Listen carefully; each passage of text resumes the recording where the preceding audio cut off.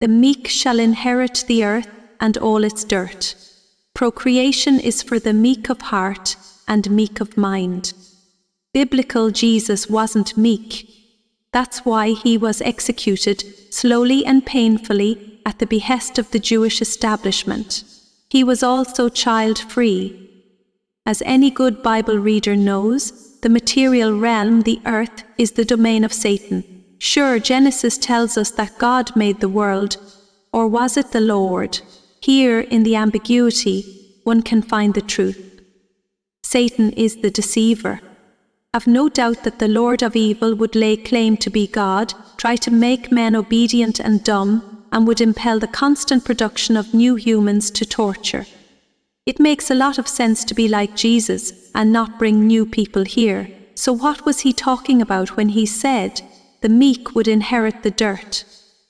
The etymological origins of the biblical translation of the words used in Hebrew and Greek in this passage lead to potentially different interpretations. Jesus didn't write anything down. What we do know is that the biblical Jesus had no children. He encouraged spiritual people, those who live transcendent of the body and its whims. Being in the world, but not of the world, links many spiritual practices and teachings. In fact, remaining childless seems to have been prerequisite for the most committed devotees of many religious and spiritual practices. Monks, nuns, adepts, sages, and the pure ones all aspired to avoid breeding. It showed their commitment to a non-material path. However, human beings, like all animals, have strong beastly desires. Some even argue that the sex drive is fundamental to almost all behavior. So it takes a significant and consistent act of will to permanently prevent one's loins causing an ungodly accident. Strength of heart and mind must be cultivated to ensure that a new person isn't cast into the hellfire of physical reality. Those who are meek in their hearts and meek in their minds are likely to succumb to earthly temptation. Unable to rein in their needy vanity, they will squander the spiritual spark and create offspring to give the illusion of eternal life.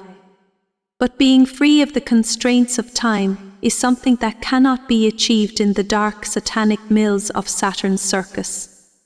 Anti-natalists are strong. They stand on a stable arch, built between pillars of the heart and mind, determined to bring peace to earth and an end to suffering. Even the atheists among them walk the path of the Christed mind, anointed with holy oil, that secretion of divinity. Blessed are those who are consecration, the consecrated, for they are whole and healthy and are not driven to fill feelings of lack by imposing life on a womb toy.